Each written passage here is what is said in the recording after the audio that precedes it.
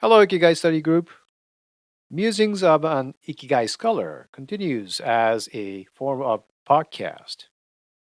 And this week, it's about allyship and ibasho.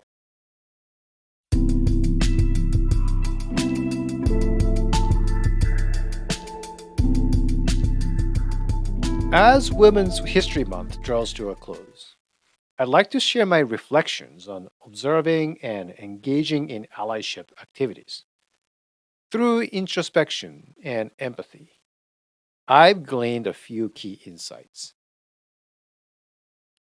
First, allyship refers to the practice of individuals or groups supporting and advocating for marginalized or oppressed communities that they are not a part of.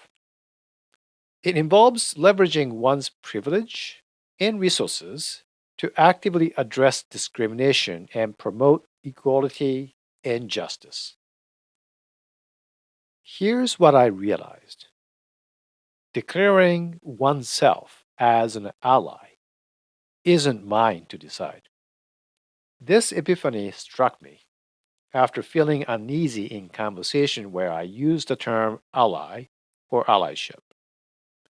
Additionally, encountering a LinkedIn post treating allyship as if it is a corporate initiative intensified my discomfort. Whether someone is an ally is determined by those experiencing oppression, not by individuals or organizations advocating for the marginalized. So, I turned to my Ikigai compass, reflecting on my experiences, researching allyship, and empathizing with various perspectives. I realized allyship needs to remain individualistic, akin to Ikigai. It can't be easily generalized or rapidly scaled. And during my research, I encountered the concept of performative allyship: actions or gestures that appear supportive but lack genuine commitment or meaningful impact. While the initiators may not intend harm, performative allyship can perpetuate a false sense of progress without addressing the root causes of oppression, overshadowing the voices of those directly affected. I realized some of my actions were verging into this zone of performative allyship, even if my intentions were backed by supportive actions. Enter co conspiratorship, a proactive approach that challenges oppressive systems alongside marginalized communities rather than offering passive support.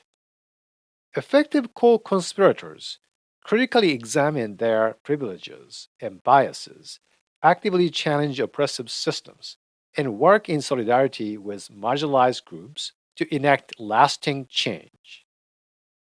This approach recognizes that true liberation demands collective action and the dismantling of all form of oppression to cultivate a sense of belonging, purpose, and security. Then I realized the more effective form of allyship, or this co conspiratorship, is a set of actions that help expand ibasho for those marginalized and oppressed. The essence of ibasho lies in creating an environment where individuals feel valued, supported, connected, and feel safe to share their voice, a vital aspect of well being and resilience.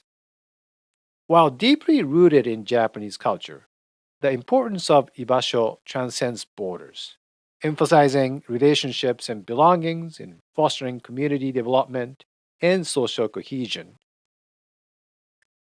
So, what does Ikigai has to do with all this? Ikigai and ibasho, both integral to Japanese culture, address personal fulfillment and well-being from distinct perspectives. Ikigai focuses on individual purpose and the feeling of life affirmation, while ibasho highlights the role of social connections and community in supporting that purpose and feeling.